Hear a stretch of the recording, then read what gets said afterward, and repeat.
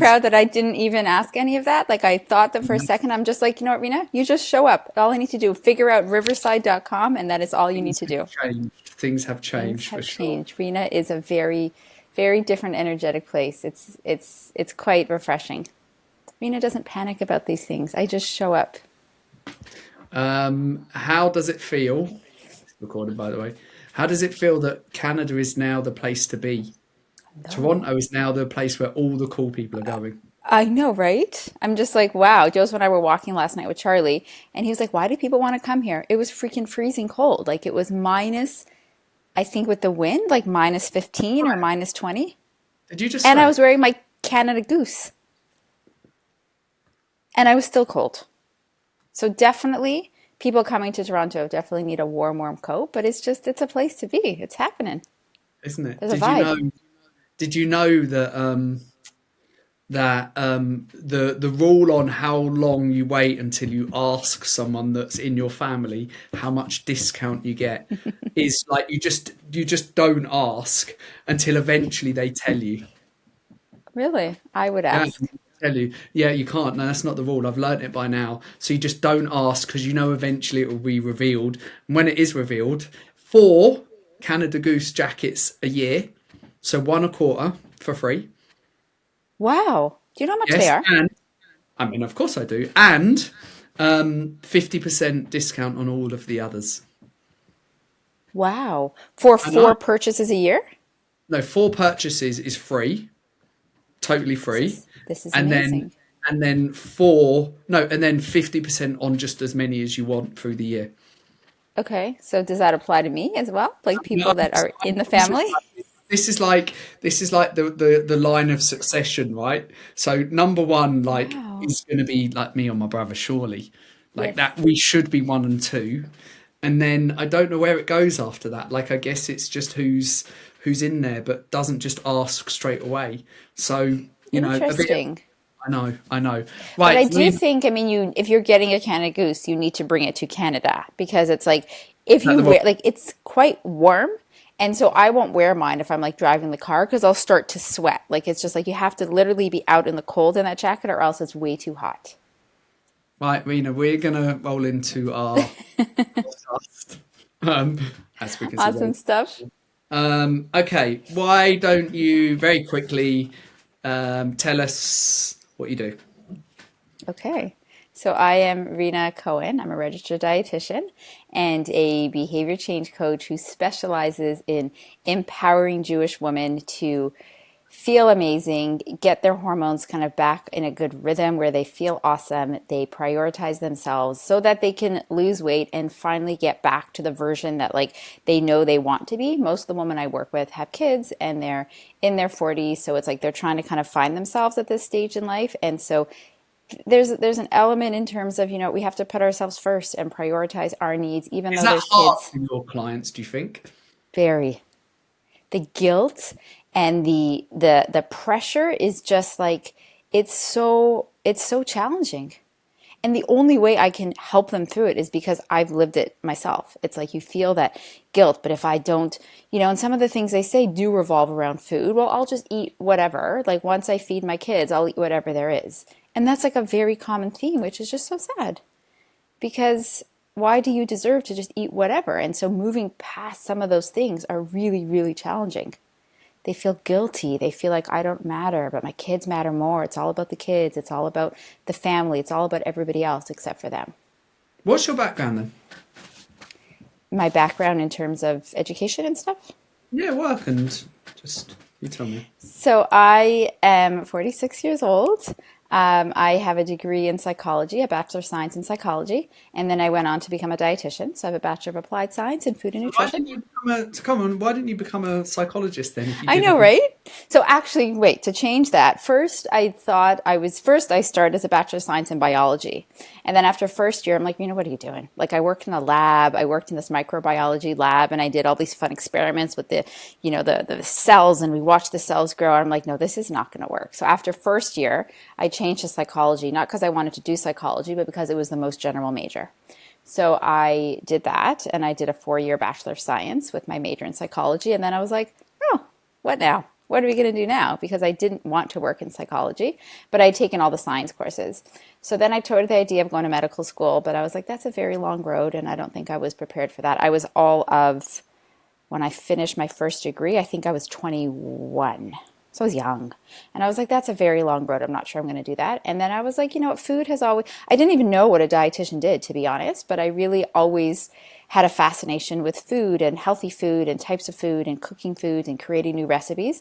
And then in my searches, I found out about this food and nutrition program. I'm like, oh, that would be cool. Let's do that. So I did a little bit, I got accelerated because I had credit for my first degree. So I did that in 3 years. And then I did an internship in the hospital, one of the children's hospitals here in Toronto, and I became a registered dietitian. And How then long was my, that? my passion was born. Yeah, how long was that for, the internship? The internship was a year where you rotate through different areas. I thought I'd wanted to work. Well, first I thought I wanted to work in inpatient eating disorders. And so it was a children's hospital where they took girls and boys up. And so I did a rotation in inpatient eating disorders up until 18. And I was there for a couple weeks and it was really, really intense. But it was an excellent blend of kind of the psychology background that I had with the nutrition piece, but also very emotionally draining and very difficult to kind of guide these, but I still stuck with it and I applied for a few jobs in inpatient eating disorders thinking this is my dream, this is what I want to do. I didn't get those jobs, which at the time I was in a place where I was like, what's wrong with me? Why don't they take me? Like, this is my dream. This is what I want to do. Looking back, there was a reason why I didn't get those jobs. And then I ended up applying for and getting the job in the neonatal ICU in a different hospital where I worked for over 15 years. What did your parents want you to do? So interesting. My father's a doctor. My mother never worked. Yeah, yeah. Did you not know that? I did. I just didn't ask the question knowing that. And then I was like, oh, yeah, of Yes. course. Yeah. So he, I mean, Famous, spent, what'd you say? like famous, sort of famous, quasi famous, right? Quasi fame. Yes, he is. I mean, he's an obstetrician, OBGYN, and he spent, now he's semi-retired, still cannot let go completely because that's his life, that's his identity. But during COVID, he was forced to close his office and he was over 70 years old. But like his whole life was working in the hospital. Like when we were growing up, there were many, many nights, many days where he had to be on call for 24 hours. He wasn't home, he wasn't there. My mother always jokes because my sister is a year and a half older than me, and so she was pregnant with my sister. And so my father would have been in his residency then, because we're talking, I don't know, 47 years ago. He was just kind of training. And she goes into labor with her first baby, and my father's not there. He's on call because he's working in the hospital. So she called her parents and her parents took her to the hospital where my father was working anyway. So he like met them while my mother was in labor having their first child. So there was always this like, it's really difficult to be a doctor. And my father kept saying like, it's not, I don't think you guys should do it. Like, it's not for you. But I enjoyed sciences. I pushed myself very hard in school and I had the grades to do it. And he didn't say anything. He wasn't like pro or against it. And they never really said what they thought I should do, which was partly their parenting style, where they kind of, had thoughts in their head, but didn't necessarily express them. They did tell my sister, though, that she was not allowed to be a nurse because my father said you cannot be a bedside nurse. Because Because of the shift work, they work 12-hour shifts. And he was just like, that's just not the kind of, less the lifestyle, more kind of the way he saw nursing was like they're just treated. It's a very, very difficult job. my Very mum. difficult. Was she? Mm. So it's Uh, very challenging. And so he was like, you don't have a lot of autonomy. Like it's like some people chose to be nursing because you can be in the medical field, but you're always working under a doctor's orders or someone else's orders. And so my sister wanted to be a nurse. And she applied, I believe, to nursing school, but they didn't fully support that, which was probably why she didn't go. what are your kids going to do? That's a really good question. And so my daughter's now in university. Well, You're yep, great go with on. good question. So my daughter's in university. Joseph's an architect, so we have kind of that really good blend of like the creative sort of flowy side. He can draw these amazing pictures. Like in a second, he will draw like for my boys like a sketch of like Superman flying through the buildings. And then my kids come to me and say, "Can you draw Superman like Daddy?" I'm like, "No, I cannot. I can draw like a stick tree, and that's about it." You've seen my diagrams on the calls many times. I can draw a house. I'm really good at a house, really good at a boxy house. And I can maybe draw a tree. So my daughter's now in university. She's switched to university in New York City. So she's undecided. She's in an arts major, but she wants to do interior design, which is sort of following Joseph's footsteps. So he's taught her a little bit about some of the, she has that creative side to her, where she's really good at kind of colors and visions and seeing all of that. So she's thinking about interior design. And then my next son is applying to university now. He is basically me in a male version, where he's super overachiever. He does great in school. Yesterday he was just telling us his English teacher only keeps giving him 93% on his essays. And he's like, I don't understand why. Like, she told me this was the best essay she ever read. Why'd she give me 93? I'm like, 93 is great. What'd you Does say? he want like 100? Does he want like 100? He was surprised because his last essay he got 93, and then the teacher said this was the best essay he's ever written, and he got a 93 again. He's like, but it was better than my last one. So he is very much me in that stage in my life, which is he wants to do something in terms of kind of medical related. He's not sure. He's really keen on perhaps sports rehab. He just doesn't know how, but he would Not like a love to lawyer. work with.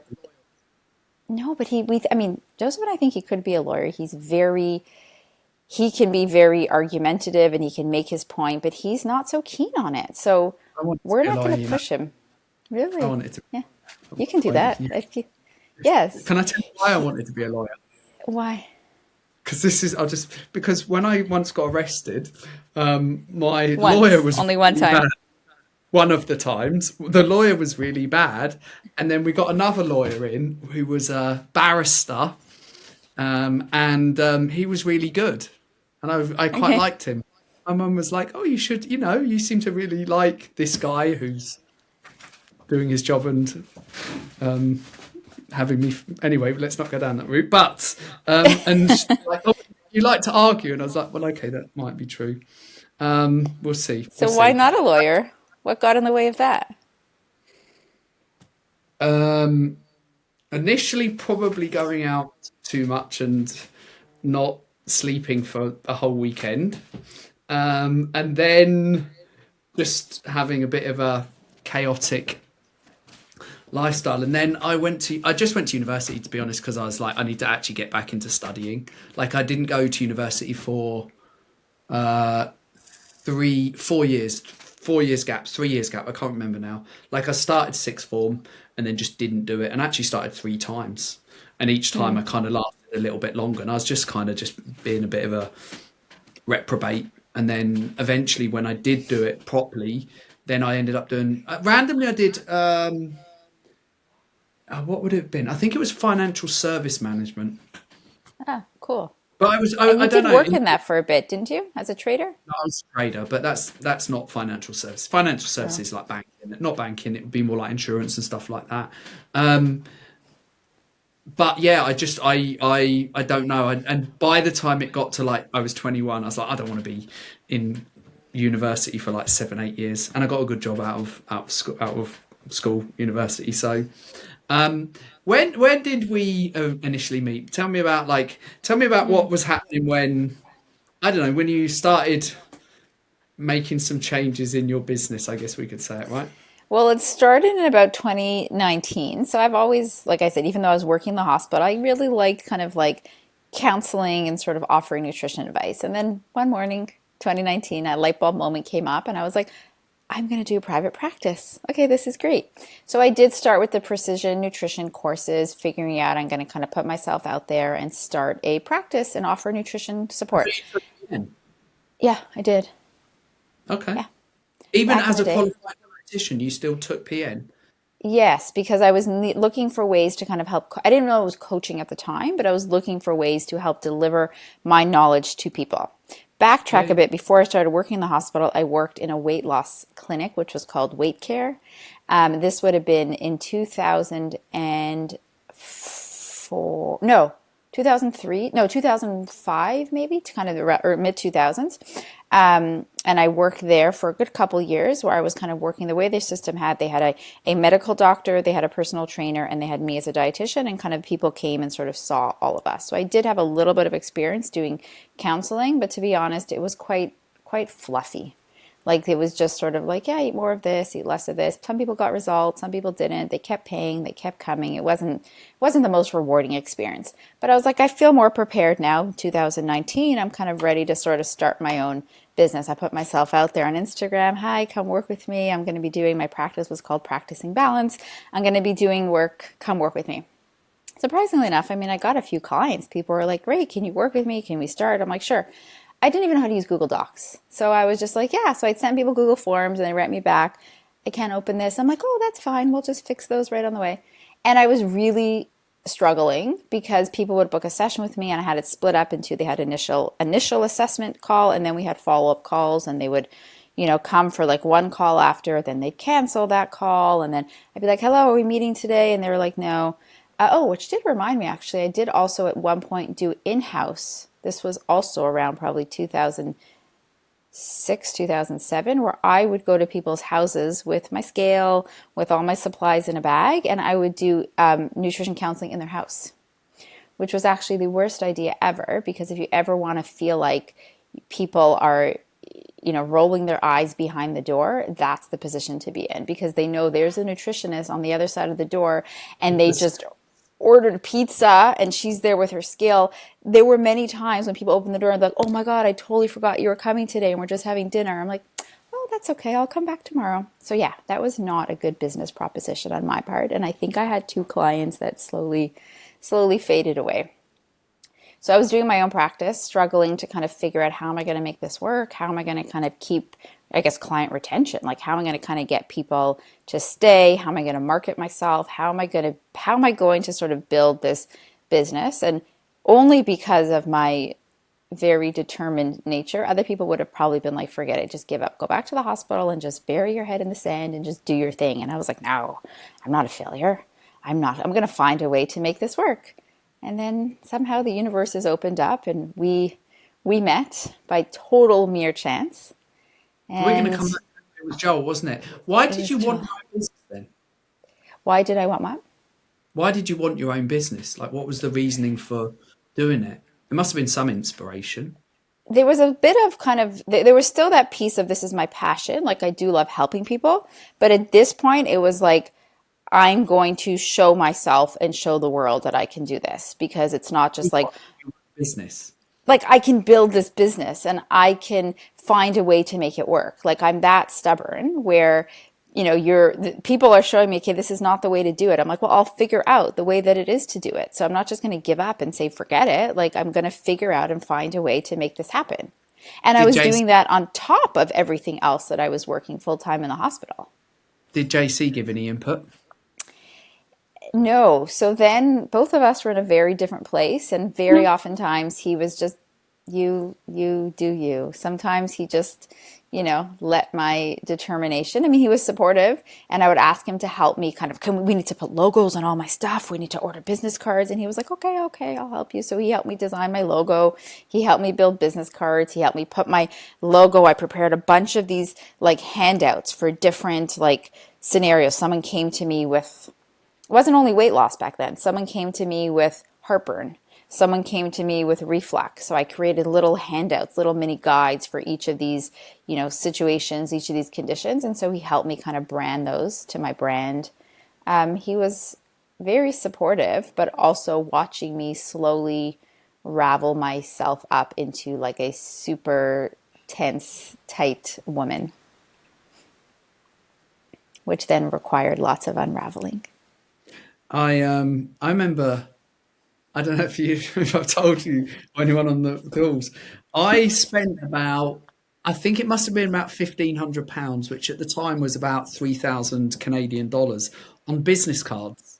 And I had this business with a functional medicine practitioner, and I mean, this was expensive, the design that we got. We spent a lot of money on it. I didn't know A that. lot of money on a website. And when I say a lot of money, I mean a lot. And we got business cards and they looked unreal. They were triple thick and it was like white and black in the middle and then white again, but very thin. They were embossed. And when I finally got them, they were like, I don't know how many I got for that. However many I got, maybe 500 or something. I realised that how each of them was actually quite expensive. So I didn't like giving them out because I was like, I'd go to these networking events and I'd be like, I don't want to give, literally, I think it was like £3 each one it costs. And I was like, no, I'm not going to give it to this person. They're just like, they're not going to be helpful. And I didn't end up giving many of them out, which was good to have business cards that didn't actually go anywhere.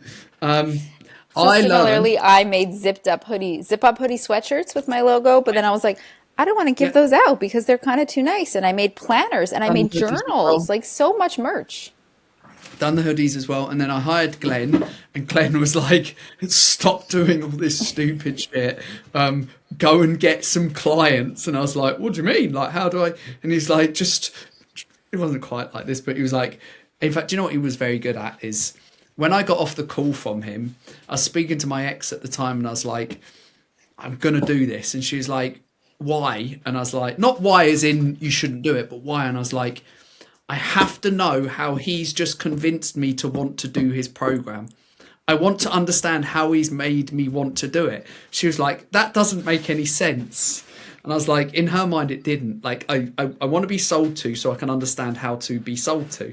But to me, I was like, Makes no, this sense. makes so much sense. I was like, I need to know how he's got me to want to do this. And she's like, yeah, I know that. But why do you, what are you going to, and I don't know.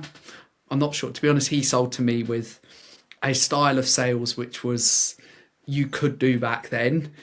You sold something that the person didn't really even know what it was. Like there would just be ways he would do it where he Yeah. would not let you get anywhere into the weeds at all.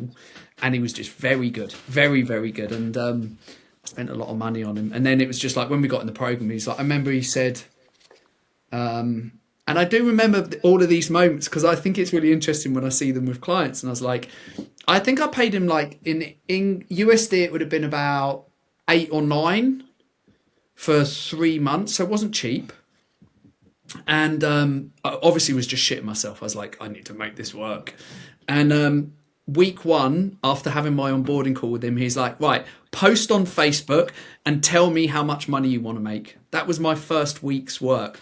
And I remember getting off, I was getting annoyed. I was like, fuck it. No, I wasn't like con merchant. I was like, I'm paying him all of this money. And then I wanted to argue with him. I was like, no one's rich that's on Facebook. And he's like, just do it. It was a bit like that. And then I did it.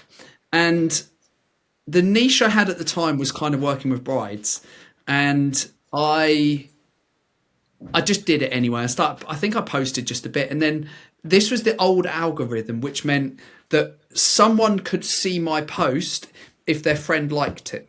So some person that I was connected with, we are literally having a power cut.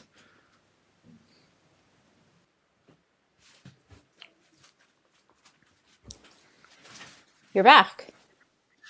Anyone watching would not know that that was just a bit of fun where the Wi-Fi decided to not play ball. And now you're on the other side of my screen, which is just bizarre. No, I don't know how that happened. Maybe because I became host. because you are the host now. So someone watching this, is good that we interjected here. I was talking about Glenn and he said, post on Facebook, and someone messaged me saying, I saw my friend liked your post. I know you only work with brides, but would you consider working with me? I was like, well, okay, let's have a conversation. And then she became, I was still doing in person, and she became a Canadian money. I charged her $12,000 for some personal training. And I was like, okay, this dude might actually know what he's doing. And I was like, I was just a Wow. fan at that moment. And I was like, and so I remember joining Glenn. I was just like, it was just fantastic. He was some things he wasn't particularly good at, other things he was very good at. And I got out of that mode of like doing business cards and websites and actually just got into the mode of the first thing I need to do is actually just get some clients and make some money and practice what I'm doing with this new thing. Does that resonate? Very much resonate. Can we talk for a second about how I tried to join your program and then you said, no, program's not for you. But Okay, we then can. stubborn Rena came back a second time and said, hi, I'm back again. So let's talk about that then. So Joel connected us. Well, this is because I'd posted it on Facebook and said, I think it might have even been, oh no, it wasn't Precision Nutrition. It was in this other app that I was using. I think I can name the name. It was called Coach Catalyst, an app that I was using as my behavior change piece to help people get habits. And I posted in there, can someone give me some guidance on how they're charging their programs? Do you charge it per session or do you give it kind of, per block? And then he messaged me privately and said, I want to connect you with somebody who I think can really help you. And I'm like, you're a stranger, Joel. I don't know who you are, but sure, let's connect. So Joel connected me with you on Facebook. We arranged a call, like a quick little 15-minute discovery call, chatted about what I wanted to do. I think you were in Malta at the time. Very hard to hear you over the phone, but you're like, okay, right. So this is not for you. But what I can do is give you a little bit of advice that's really going to help kind of get you going. And I'd suggest you lock people in for 12 weeks at a time. Okay, so I come home and I tell Joseph, this man is brilliant. Let me tell you what he said. He's brilliant. He told me I need to lock people in for 12 weeks at a time. Why didn't I think of that? Oh my gosh, that's the smartest thing ever. Joseph's like, who is this man? I'm like, I don't know. He's a man in Malta, but Joseph is just like, how did you find him? I'm like, well, I don't know, because Joel, who I also don't know, connected us, and he really sounds like he knows what he's doing. And he said, but I'm gonna move you into our public Facebook group. I said, he's so kind to me, like he's gonna bring me into the Facebook group. Like, this is great news. So I come into the Facebook group, your big Facebook group. I get a warm welcome. This is awesome. And then I don't know if I was even posting in there, but one of your people, I guess, had said, have you spoken to Tim about joining the program? And I said, yes, I have, but he said it wasn't for me. And I can't remember why you said, either because I wasn't working in the field long enough or I wasn't on my own for long enough. But of course, that just triggered this determination in me to be like, if he says you can't do it, that means you need to just try harder, because you can do it. So you just need to find a way to make it happen. And I can't remember this lovely man's name who said, let me see what I can do. Let me see if I can get you to speak to Tim again. I said, okay, that would be awesome. So we set up another call. And then you were willing to, I guess, I don't know what had changed, but you were like, okay, maybe we can make this work. I think maybe you didn't really work with dietitians. I wasn't a personal trainer. I can't remember the exact reason as to why I said it wasn't for me, but the amount of money was astronomical. I'd never done any coaching before, never joined any other program, always done everything by myself. So I did the call from the hospital. I remember even where I was sitting by this window, and I came home and I was like, Joseph, this man is just amazing. Like, he has so much to offer and he has this amazing program. He's like, what is it? I'm like, I don't know. I don't know what it is, but he told me it's going to help me be able to keep clients and retain clients and build my business. Just was like, okay, well, how much is it? And so I told him. He was like, absolutely not. We cannot afford that kind of money in US dollars. That's crazy. I'm like, no, but you don't understand. There's something about it that just really spoke to me. And thank God for Joseph, because he just trusts me and he's amazing in that way. And he's like, okay, if you really, really feel like this is something that's going to change things for you, we will find a way to make it work. And so we had scheduled a follow-up call like 2 days later. I said, I just need to speak to my husband and figure out the finances. You're like, hey, I'll give you 2 days. That's it. I'm like, okay. I was like panicking. And somehow, through the forces of God and the universe, Joseph made it work. And you agreed to work with me. And what are you doing now? Tell me about, like, I'm fascinated by the stuff you do, obviously. I'm very interested in your niche as well, and just how that makes your business and the people you work with easier, harder. Like, I think from our obviously many conversations over the years, like, I think that it does both. I think there's really good benefits of having a really good niche. But I think there's also lots of chat. Like, even at the beginning, you said like a lot of the clients you work with have, which I suspect, as we get into it, I suspect that that's a feeling that lots of women have. But I don't know, is it any different? More? Do you think the community has a effect on that? Tell me about all that. So I definitely think, I've worked mostly with Jewish women, but I have worked with the odd, non-Jewish women. I still think some of the pressures and some of the feelings resonate across all women, especially at this stage in their life.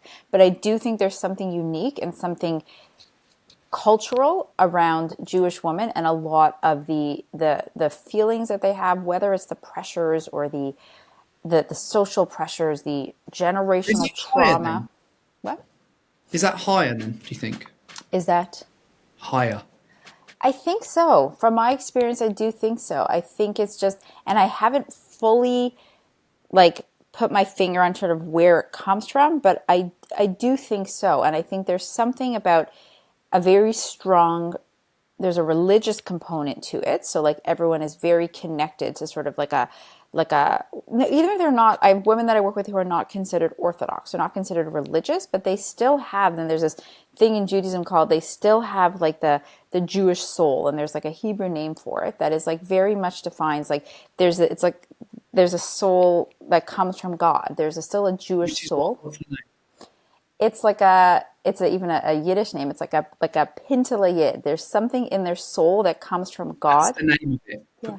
Say it I again. don't even know if I'm pronouncing it properly. Like a Oh, pintele yid. Yid okay. means Jew. So Good. there's something in So, their soul that comes yeah. from God. And I do feel like that there's something, so there's this common thread amongst all the women, and they're not even aware of it, that there's all of this stuff from our ancestors, from our generations before. And a lot of the women that I work with are, let's say, in their 50s, 60s. My newest client is 80. And so which is awesome.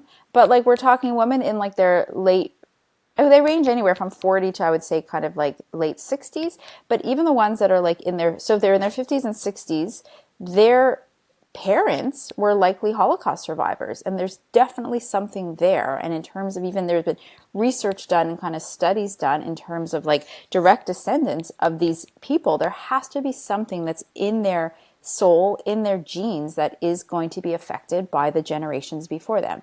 And they're not even aware of it. But there's a lot Do of, you know, that was about the question I was about to ask. Is like, are your clients aware of this? they're not. No.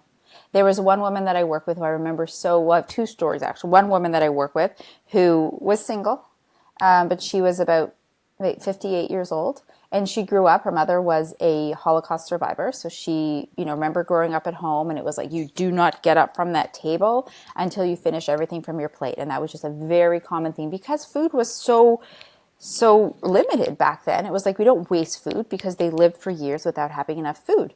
On a tangent, there was another story when we went to Poland. Joseph and I went to Poland, and they told this story about this billionaire guy who became a multimillionaire after he survived the Holocaust, and he was in a big financial meeting with other people, and he's getting up from the table and he's taking the bread rolls from the table, putting them in his napkin and taking them to go. He didn't need those bread, but it's like so deeply ingrained, being like, we don't walk away and waste food, even though he had millions of dollars.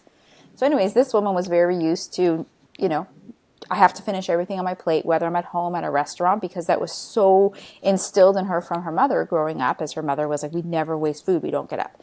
Needless to say, she was a good 50 pounds overweight and did not realize how strongly that was impacting her ability to lose weight. We worked through it. Eventually it came as a breakthrough, and she was like, you mean I don't have to finish everything on my plate? The woman lived alone. She was in charge of what went on her plate. Her mother wasn't even there anymore. But the same as in a restaurant. I'm like, absolutely not. Like if you're in a restaurant and the chef decides your portion is this big, you don't have to eat it all. And she was like, oh my gosh. That's so fascinating. So fascinating. And then her weight, whew, started coming down. She was struggling to lose weight. And it was because of a lot of these things people don't realize are at such a deeper level of their consciousness that they just don't realize how strongly they're impacting their ability to change their habits, to eat differently. And these are the kinds of things that we uncover. Were you aware of this stuff? No, no. And I do have to thank you for the many discussions we had about the chat. You challenged me many, many times. I was like, my personality, someone tells me follow these macros, I will follow those macros. Like I will not veer from the structure. I will follow the structure. You tell me to eat this amount of protein, I will, come hell or high water, I will find a way to do it. And I was just like, no, Tim, that doesn't make sense. If someone has, a plan, they will follow the plan. And so thank you for that, for helping me realize it's like, I knew people needed more than a diet plan, because I was doing before. I gave people a meal plan and they'd come back the week after and be like, yeah, I couldn't follow that because it was my kid's birthday and then we had cake. And I was like, well, what the hell? Why couldn't you just say no to cake? Like I was just not in the mind space to understand that there's other factors that are going to affect people and their choices of food and kind of how they feel around food.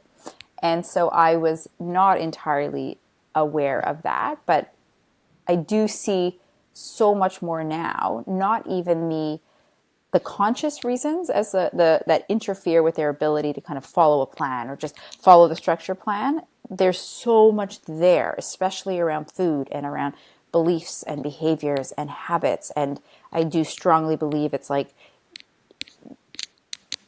in their genes coming from their ancestors that they are so not aware of. I mean, I'm going to say this question, but I feel like I'm going to patronize you. Obviously, you know what epigenetics are, right? Yeah, thank you. Yeah, sorry, Yes. people. Like, So I Rena's going to. do think that that has such a huge, huge, huge impact, especially in the generation of women that I'm working with. We're talking about direct descendants of the Holocaust or grandchildren. So my grandparents were in the Holocaust. People my age would have had, my parents were brought up by Holocaust survivors. Do you think if you said this to the average person client base, would they? How would people react? Like, how do they react? I know because it's slightly different. I imagine that coming. By the way, for context, everyone, Rena, tell us a little bit about your program. Just 60 seconds. How does it work? The practical of it, like my program is a 12-week Yeah. program. And it's like it's some one-to-one group. What's the So it's dynamic? no one-to-one. They have a one-to-one onboarding. So they come on and do one-to-one onboarding. And then I have 2 group calls a week. So they have the accountability. I have level 1, which most of my clients right now, I have about 20 clients. So 20 women aged 35 till 80. And we have 2 group calls a week. And I have a limited number right now. We have 7, I believe, in my mastery group, which is like the next level up. And so we have a 2-hour call once a week for the mastery group where we do explore some of this deeper stuff. And it's just been phenomenal to kind of open up their eyes and mine as well to kind of coach them through some of this deeper generational trauma. I bring up the concept of epigenetics and they're just like, oh, they have to be invited to this group, so they have to be kind of aware of it. I would not be able to speak about these things in my regular group because we focus on nutrition, we focus on macros, what you should have for breakfast, what you should have for lunch. If you say that, you mean the first program. The first program, correct. So if you were just having this conversation with average people, like would you have that conversation with average people? No, I really have to. I've developed a lot of my own theories over the years, and I realize I have to be careful with who I open up those theories to, because it's like, number one, they're gonna be like, oh my gosh, I've just paid this woman a lot of money and she's a total quack. But also I think some of it can be somewhat, I mean, not I wouldn't say triggering, but some of it can be, it will affect them in a certain way that they're not ready for. And so I can't bring these things up too early when they're not at that place. We had to tell a coach that we both know, stop. What was the term that Phil used? I remember. Stop unplugging people so quickly. You can't do it in week 2. And the person The had look to on these realise. people's faces, something when I say something, like even if I bring it back to, and I'll sometimes make these little ties, like because we've talked about weeks on end. She goes, so our Sabbath is every week. There's a large meal and there's lots of food and there's special food. And my slogan is, you can still eat challah on Shabbat, which is a special bread. And week after week, the same girl is struggling with the same thing, overeating dessert, and like week after week. And she's like, I just don't have enough willpower. And I'm just like, when are we going to realize that this isn't about willpower? And so we went a little deeper. She's the oldest in her family. She is the oldest girl, and she took a lot of care of her siblings, and going into some of that childhood trauma, so to speak, that shaped her feelings and her inability to say no to dessert, because that meant that the person that she was eating the meal at would then not like her, or they'd be offended because she's turning down dessert. And the look on her face was like, oh, I never realized that. So like they're able to internalize some of it, but like that can bring up a lot of stuff that a lot of these women before they've worked with me are very not self-aware. And I don't mean that in like a negative way. It's just, I also find that a lot of the women that I work with, because of the fact that they're so busy and they're doing so much and they're taking on so much and they have so much pressure to themselves, to their family, to society, to the community, to the synagogue, to all the things, they just kind of cruise along life at this like very superficial, so to speak, level. Like their level of consciousness is just not at that level of awareness that they can kind of even explore some of this. So like I asked them to journal stuff and they're like, oh, no, I can't do that. I can't. One woman yesterday on the call just said she can't even go get her, so you wouldn't have gotten your nails done, but to go for a manicure takes, I would say, 45 minutes. And she is unable to go for a manicure because she can't physically sit there at the table while the girl, whoever is doing her nails, she feels so uncomfortable because she's not being productive and she's not doing stuff. I'm like, but you're taking care of yourself. You're getting your nails done. Your nails are going to look pretty. She's like, I make the appointment and then I cancel it. And I just find an excuse. I don't have time for it. I can't do it. So guess what she's doing this week? That's exactly what I was just thinking. She is going for a manicure and she's going to let the group know. Right, go and do it.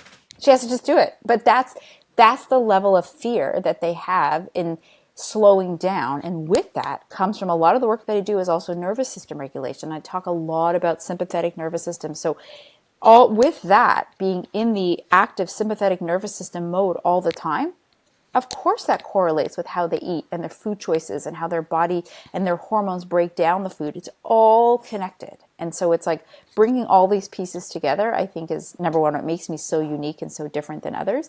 But it really resonates with them. And I preface them and tell them many times, the only reason I'm able to guide you and kind of coach you through this is because I have lived these experiences. I was that person who couldn't slow down for a second.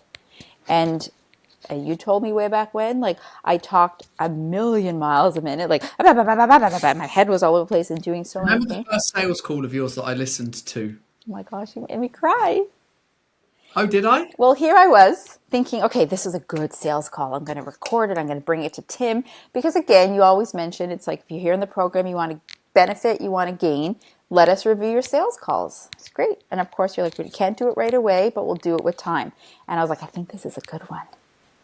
And then there's two ways that I've done it. At one point, I used to do it live in the group and everyone could hear. And then I think I started doing it privately. Which version did you get? It was not, I don't think it was privately. I remember being on a group call and we went over it. And you were like, are you okay? And I'm, yeah, I'm fine. It's okay.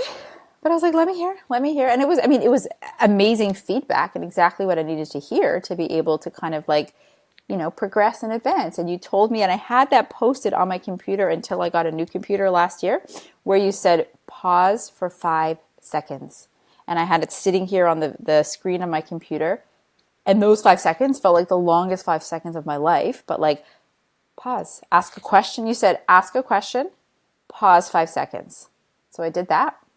And I would be like, hands were twitching. I'm just like, don't move, don't ask, don't speak, just sit. 5 seconds. Because you come from a dietitian background, I think sometimes people might think, well, this makes more sense for you. And obviously, someone asked me on a call yesterday, like, she's a functional medicine person.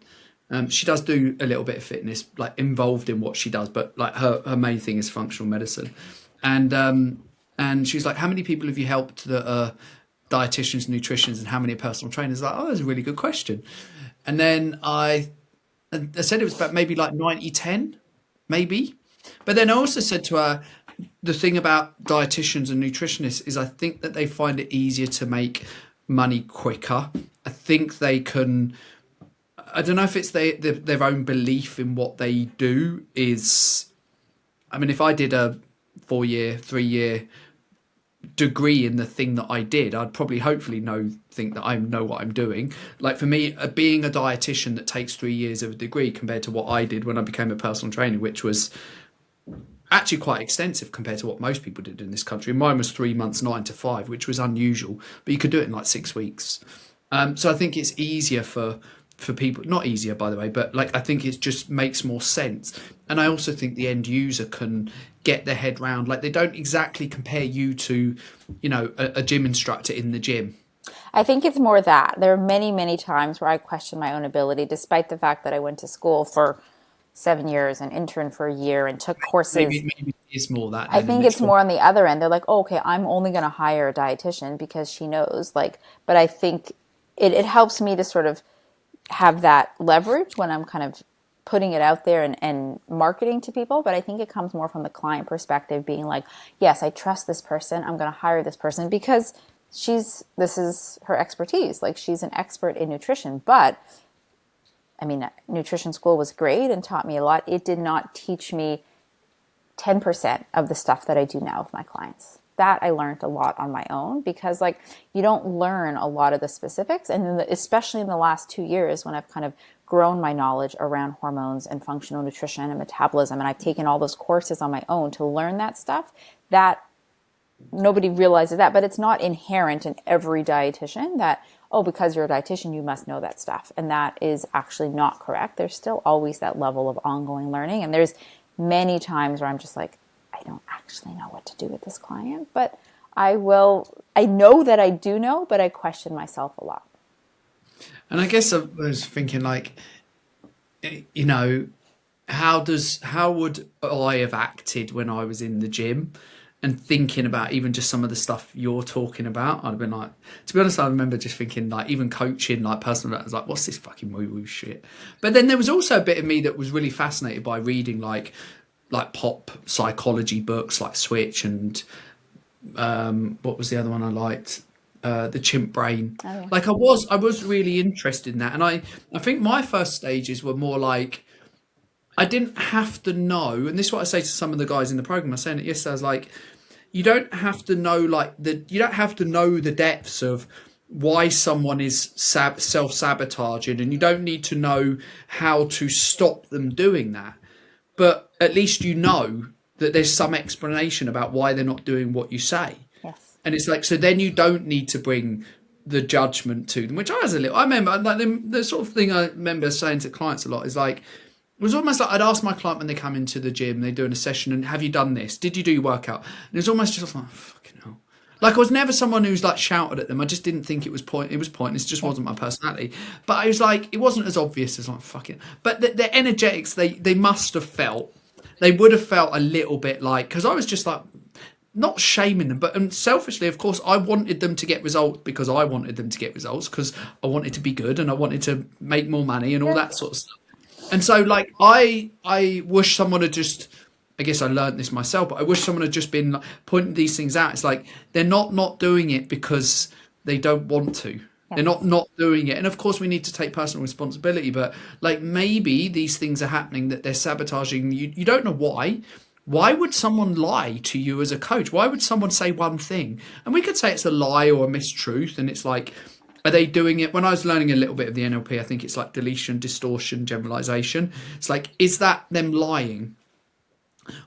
Maybe. Do they know? I don't think they even realize that they're at that stage. Sometimes, but even that idea of like the distortion, like they're, if we can accept that the brain does do this, which I think we probably can, it's like they distort what they did. They lie. Like, I remember, I always find this funny when I'm doing it on my own, because I was like, I realised that I would select the option in MyFitnessPal that kind of like I liked to see. So I'd be like, I'm randomly having a chicken salad in a restaurant, and there's one that's like 800 and there's one that's like 600. I'd be like, oh, yeah, I like the 600 one. Yeah. And I was realised that I was doing it, and this is like 10 years after like doing this whole gig, and I was like, how interesting is that? Like, that's is that how amazing the brain is. Like, again, these women tell me stories being like, well, I didn't want to have the dessert, but then there were two types of desserts. There was apple pie and there were like cake pops. And I was like, okay, so I'm going to go for the apple pie because at least I'm getting some fruit in there. And then it would be okay with Rena because I haven't had so much fruit today. I'm like, the ego is so brilliant and so smart that it can actually convince you in that moment that I'm actually doing a good thing. I chose the apple pie.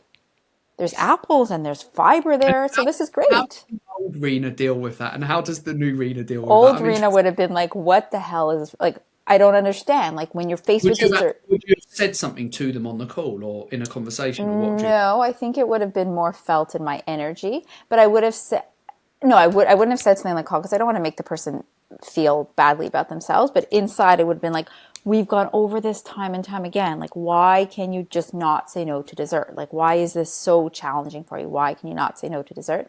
And I think that would have come across in sort of how I communicated, a little bit of that judgment. And not to say I try really hard to be empathetic and, less judgmental. I think sometimes it still is a challenge for me, but I do, okay, so tell me about how that felt.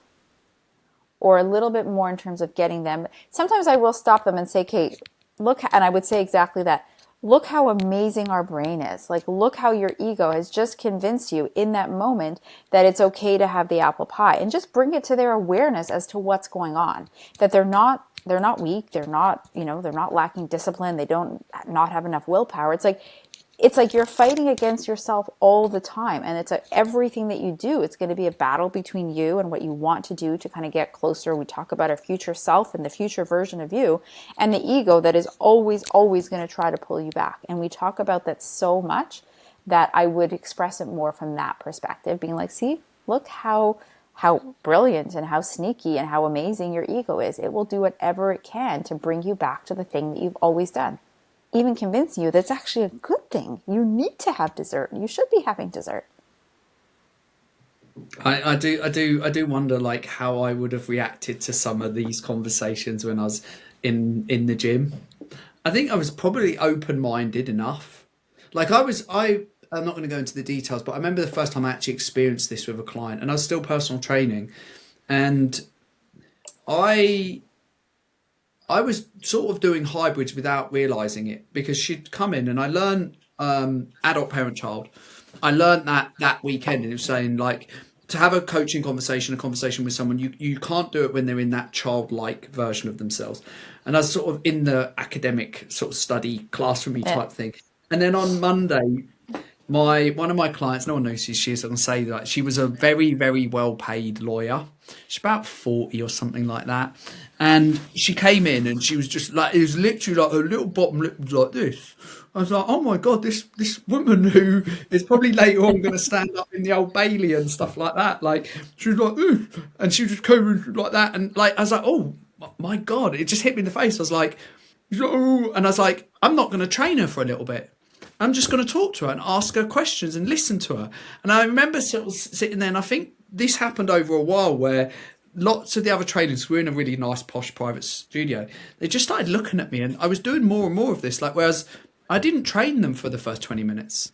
And this client, I was just like training, and I'm sure they were listening, looking at me going, what's he doing? Like, what a con merchant. He's just sitting there chatting about mother's meeting with this client. And I wasn't. I was just, can't remember what we were talking about. And then all of a sudden, after maybe like 10, 15 minutes, 20 minutes, she almost just went, right, that I feel better now. Let's train. And I was like, what the hell just happened there? Like, what just happened there? So we just seemed to just shift out of this place of her just being like this. And then every time I was doing a little bit more with her, I got a bit more confident. Like, I still hid behind the training sessions, because I remember another client, I'll tell you in a minute, but I remember like I'd be there and I'd be asking her questions, doing a little bit of coaching, and then I'd be like, right, and I'd not know what to do. And that was the bit where I was like, and I learned in coaching, like, it's okay to be in, this is a wanky coaching frame, but it's like, it's okay to be in what they call the not knowing space. Yes. And I was just like, I think it's like, they say this kind of crap. And I was like, why can't we just say like, you just don't know what to say next space? Like, that makes much more sense to me. And or call it the uncomfortable silence, which is what it is. Yeah, and it's not just the uncomfortable silence, it's the worry that I don't know the answer, which as personal trainers, that's what we think we're there. We should tell them the answer. So I always hid behind doing a session. So if I had a 15-minute conversation with her about like what we were doing, like what she could do differently, how she's feeling about, and then I'd be like, I always had this safety blanket, which was just like, okay, right, let's train, when I just stopped knowing what to say. And then another client around the same time actually asked me, can I really get loads from these conversations? She didn't give it a name, whatever it was. She's like, can I pay you to do that as well as the session? In fact, what we'll do is we'll do the session, and afterwards we can do like a whole hour and I'll pay you. And I was like, well, shit, like this was, and I had done a coaching diploma at the time, and I shit myself because I was like, this was what, I guess a hybrid now, like what we call it. I was like, it was really not vulnerable, but I was like, she's going to pay me for an hour and we're going to go and sit in a coffee shop and I'm going to have to do this, and I can't just go, right, let's train Right. if I didn't know what to do. And it was obviously a good lesson, because I also recognised like how hard this is to transition from just telling people what to do in the gym, but also believing that this is worth money to these people. And that was a big progression for me. The client before that I was saying, the one that's like, she eventually said something to me which was quite personal. Like I always tell people in the program, yes, it's like, this doesn't happen by mistake. They're not asking you to fix this thing, but she said something to me that had happened to her. And it was one of the reasons why she wouldn't let herself lose weight. And I wasn't the person that was going to help her through this, but just I thanked her that she would tell me. And I was just like, how someone literally tells me that she eats because she doesn't want to go below a certain weight. And she said to me, and again, if you learn about coaching, there's a good book I'm reading at the moment called Time to Think, which you should read, by the way. It's called by Nancy Klein, and it's about creating a space where people just tell you the truth. And she did. She's like, she just said, she was like, we had lost a lot. She had lost a lot of weight quite quickly. And then she told me, she goes, for the last 4 weeks, if I weigh myself on a Monday or whenever it was, and I've lost weight, I just binge for the next 2 days. Wow. And I was just like, I didn't say this to her, but my brain was like, what the fuck? Like, and she Oh, was that's not like an open self-sabotage at its finest. and I was like, she wasn't, and like, we could sit and say, well, that's just weird. Like women are weird and they're just crazy and they do these No, I've crazy seen things. it all. But then I'd be like, men just don't experience it in the same way. But let's not be clear. Like they still are doing these things for the same reasons. Yeah. It's just their patterns are different. And I was so fascinated. I didn't know how, by the way, I had no clue what to do with this person. I accepted what she said. I listened. We actually got her some therapy as well, because I said, I think that's your best bet at this point. But I was just fascinated from that point on. I was like, man, the amount of times I asked clients to do things and they didn't do it. And I was just like, I was like, there was a world that I didn't even know about. Same, and I would rant to Joseph, be like, I don't understand. If you give someone to do something, why can't they do it? And he was like, he tells me many times, like, you take for granted also the things that you just assume are like common sense to others, or it's just kind of like, you are different than most other people. If someone asks you to do something, you'll do it. But you also take for granted certain things that you assume is just kind of like second nature. It's not. Like, it's very difficult for people to even understand how to put a meal together. Like, they need the guidance that you just assume is kind of like, oh, I know. And one woman in the group just was like, can someone help me figure out how to roast the chicken in the oven? And I'm just like, really? We don't know how to. So I would just assume, here you are, like a woman who does cooking. She's like, no, I just need some help with cooking the chicken. I'm like, okay, that to me is kind of like a very low level skill if you're preparing food. But she was like, no, I really don't know how to do it. And again, old me would have been like, what the hell is wrong with you? And I'm just like, great. Okay. So let's talk about that. And let's get you some really,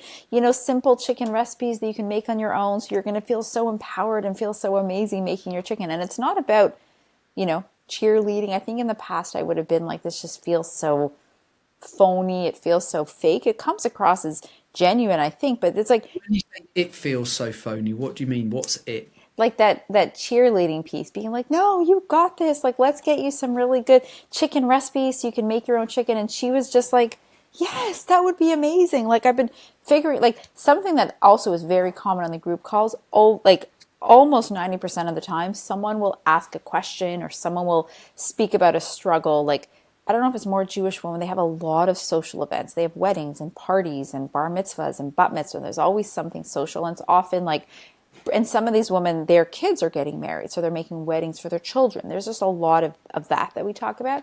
And so someone will kind of bring up a struggle. Like, whenever I go to a wedding and this happens, like, I just feel overwhelmed and I don't know what to do. And I'm sitting at a table with all these people and it just, I tend to overeat. And there's like 90% of the time someone else on the call is like, they're not allowed to speak unless it's their turn. But either in the chat or after will say, I feel like we're like long lost sisters. Like, I thought I was the only one who struggled with that. Like, I'm so amazed that like you vocalized that, because I've been thinking that for the last like 10 years and I thought it was just me. And every time I see that, I'm like, this is amazing. Like, you're bringing these people together and giving them the space. My program is called The Sanctuary, which is honestly what it is. Like, the safe space. People can show up and they can say almost anything. They know they won't be judged by me, and they definitely won't be judged by the others. And it's something that they have never had in their life before. And it's just like, it's amazing. And I'm really I proud of think the myself. name, I think that, and you should be, by the way, I think the name preceded the environment by Agreed. about 2 years. Agreed. Because we thought of the name together and I had a couple different choices and we came up with the sanctuary. But little did I know then that that's what it was. I didn't know I was building this. Clearly a part of me did, which is why I built it that way. But like, I built this like safe space for these women that when one of them missed the call because it was her son was getting married, and she was like, I don't want to miss that call, but I'll try to join for a little bit. I love these calls. And I'm just like, and I know it's not all about me, but it still is like this woman is making a wedding for her son, and she still, will do whatever she can to even come for a short time on the call because she otherwise feels this void when she's not on the call. You're creating like a little cult, aren't you? Yes, Joseph's like, you're creating these little minions of you. And I'm like, Like well, cult. yeah. And and like they tell me stories about like their kid. What do you do with this woman? Like, some of them have been with me. My mastery people have all been with me now for over a year, which is, quite amazing. She was just telling me the other day, like her husband's like, so what's going on? Like, I don't see you losing any more weight. And she's like, it's not even just about the weight anymore. And so she was like, I was trying to tell him and kind of, I think because it was about the money. He was like, how much longer are we going to be paying this woman? But she was like, I was trying to explain to him the work that we do, and he just didn't get it. I'm like, first of all, just rest assured that he's not going to get it because he's a man, and he's just like, you've told me before, if he wants to lose weight, he just stops eating the chips and the cookies after dinner, and he's down 10 pounds. Like that doesn't work for us, for women. And I'm happy that you're able to kind of share with him the stuff that we do, but also just realize he may not fully realize it all. But it's helpful for you to kind of, she shared with him certain things that she's struggling with, like something simple as like her mornings are just so hectic and so chaotic because she's driving the kids to carpool and taking the kids to school. She has about 5 or 6 kids, so she's driving them to school, and then she's a teacher, so she gets off to school, which means she doesn't eat breakfast. And so she shared that with him, and he was like, okay, great, so how about I do the kids carpool in the morning? And I'm like, this is amazing, this is great. Like, it's like now you The have. man and fixes. So we talked about that, how kind of communicate, just, not just communicate that, you're feeling overwhelmed, and sort of as the woman and sort of the matriarch of this house, you're feeling like you're doing a lot, and you're having to take the kids to school and then trying to worry about your food and get your workout in. And you're trying to then go off to your job, and you have an hour before you have to pick up the kids from when you stop teaching. And, explain it as how it's making you feel, feeling overwhelmed, feeling like you're doing a lot. And it feels like a lot. And, he steps in and is like, okay, great, I'm going to do the kids carpool. And she felt guilty. I'm like, why you feel so? Even once he said, okay, I'm going to do the kids carpool, she was like, but I feel like I'm not doing anything. He's going to look at me like I only work part-time and I'm not doing much. I'm like, just sit with that. Like, Sometimes women don't understand how men yeah. think, by the I'm way. like, it's not going to affect him in any way, shape, or form to drive the kids to school. So it's just, you enjoy and kind of savor every moment. And I mean, she ended up adding her workout into the morning, and she starts her day. She feels amazing, but she has this 40 minutes in the morning that has totally changed not just the practicality of her day, but her mindset and her energy going into the day, where she was going in always rushing and always kind of feeling behind. And now she shows up to her job as a teacher, and she's like, I've worked out, I've had a breakfast, I've woken up calmly, I'm not rushing my kids out the door. That has made such a huge change for her. So has she lost pounds because of that? No, but she will, because she's setting herself up for the nervous system regulation, the energy that she needs to show up as the person who will lose the weight. And so that's the amazing work that we're doing. And it's just, I never ever thought I'd be in this space. It's amazing. What are you excited about going forward? What's happening? I'm excited about, helping. Apart from maybe coming to live in Canada. Exactly. Welcoming the rest of the UK contingent into Canada. Come along. Canada is a great place, especially in the summer. It's really nice. I am spreading the word. Like, I have women who reach out to me from Israel, from New York. I had one woman from Baltimore, like Florida. Like, there's Jewish women all over, and it's like hearing about the work that I do, whether from like the stuff I put out there in social media, or from a friend, or you worked with, someone that I know, or like sometimes podcast I do and put this stuff out there. And they're just like, can I hear more about the stuff that you do? Can you, or, and I, play hard to get. Well, I have to first see if, you're going to be a good fit and if it's going to be the, right for you. But helping as many women as I can, and not because it's about me and making me feel better, but like I really truly want to help empower these women so that they can feel and look and not have to go through life as they have been with just like, head down and just really struggling. How different do you think things would be if you hadn't got an intro from Joel? I can't even imagine. I do think about that sometimes. Like the way my life has changed, not only in a business sense, even personally, like the people that I've met and the people that I'm friends with and like from the program and you and Sarah, like it's just like my whole life is so different now and I'm different. There are times I would say probably like once a month I would say Joseph is like, I did not expect you to react like that. And I'm like, what do you mean? Tell me about that. He's like, he still has it in his head where like the kids do something or he does something. And he's like anticipating a reaction for me that's like very in alignment with, older version of Rena.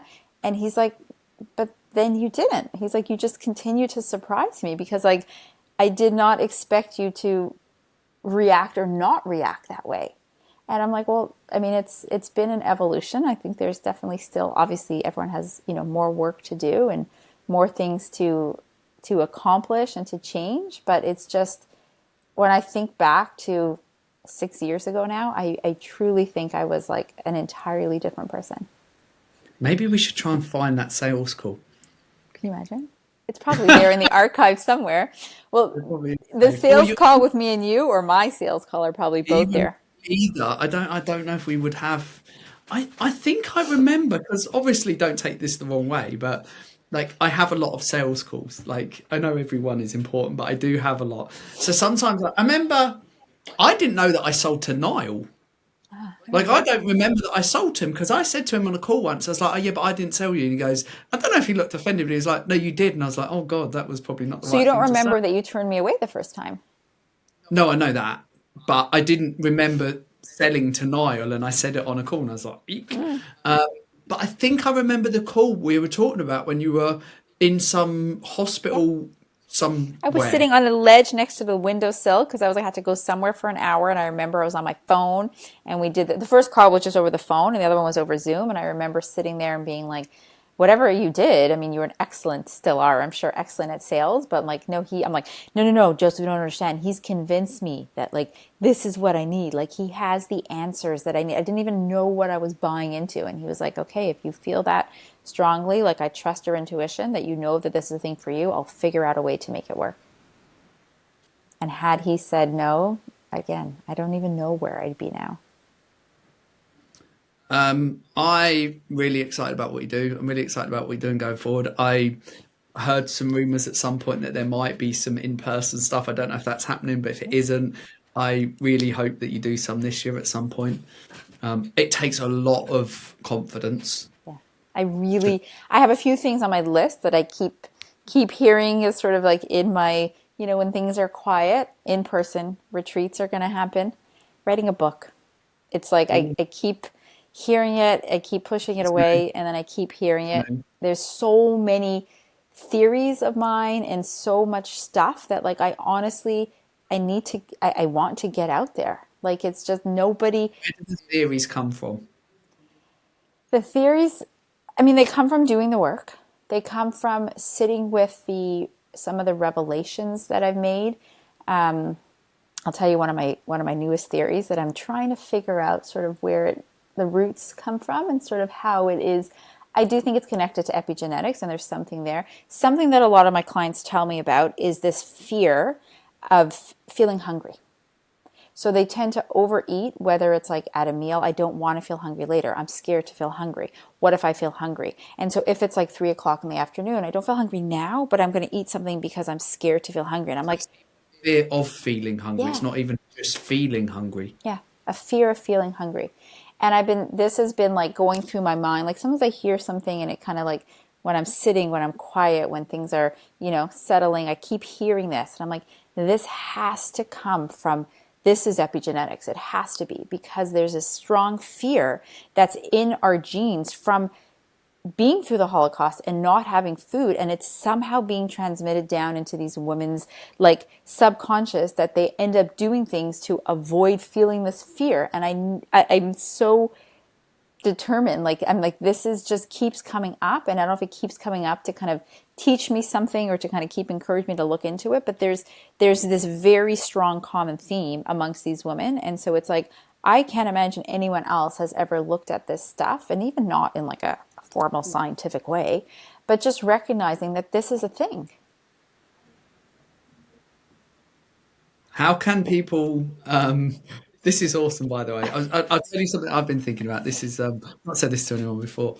I was thinking about like, how does the impact of things that happen to our parents? We all don't think this is new, but then I did a lot of inner child work with like some coaches that I did. I was like, how would something? I tell you, something that happened to my father when he was young, that he was left in a bath or put in a bath that was really hot, and it was very, very apparently very, very traumatic for him, clearly, because he was not, his dad wasn't particularly a healthy person, alcohol wise. I was like, how does that affect things? How does that, in some weird spiritual way, how does that affect him? But then how did that affect me?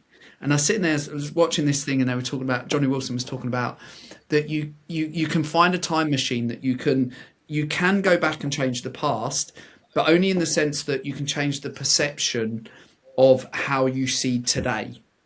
By, if you accept that there's such a way of healing trauma that's happened by going back in the future, in your mind, and you do, and not that I've not done some of this work, and I was like, I wonder how that would affect some sort of inner child work, where the meditation or the healing stuff is not just me, it's like past trauma of ancestors or parents. And I'm like, 100% agree. I'm going to do some work on that myself. I'm going to do some meditations around like what it must have felt like for my father in that point to be in that situation. And then I'm like, fuck me, even for me, that's a bit fucking out there and woo woo. But I'm like, no, I think No, that's. I'm 100% with you. We've talked about my trip to Poland. I personally don't have a fear of feeling hungry. I got my own, a lot of other fears and struggles that I'm working through. But there is definitely something that I felt in that going to these camps and going to the concentration, like that exposure to there and bringing up those emotions that I didn't even realize were like sitting within my energetic system. That if these people who have this fear can, sit with it and be able to kind of like feel how their ancestors felt by like, imagine not having like the level of starvation and like malnourishment that these people endured for years. 100% has to get passed along. Like there's no way it just stops there. They don't even realize it. But imagine like sitting in, I can't take them all back to Poland, obviously, but like actually sitting with that feeling. Imagine what it would feel like to visualize them sitting in one of these camps where you're freezing cold and you have no body fat at all and there's no food at all, and what that actually feels like, so that you can experience that and then not let it have it control you as much. I do think that's such a huge piece, and at some point I'll be doing at work like that, because those are the things that like needs to be felt and needs to be released, so that eating and weight loss isn't always going to be such a struggle against themselves. This is a very, very strong fear. It should go in your book. It's going to be my book, 100%. Right. Yes. Rena, where can people find out about you? I can give you links to my pages. Yeah, show notes. Which is your favorite? Instagram, YouTube. YouTube? I'm not on YouTube. Also on my list. Is the question there? So remember when we worked together, you told me to select 2 social media channels, and so I did. So I'm on Instagram and Facebook. And now you need to add in a long form one. Yes. So my next step is YouTube. Okay, YouTube, Substack, or podcasts. I would love podcasts. As you can see, I love presenting. I love talking. I love this. It's just right now my plate is kind of full as I'm building. I built my program 2.0. There's been lots going on this year so far for me. So when that settles down, we're going to move into book writing. We can put the links in. Yeah, I'll send you the links. Right. All right, guys, thank you so much for Thank you listening. for Thank you having so me. much. Bye, This was all. fun. Bye bye. See ya.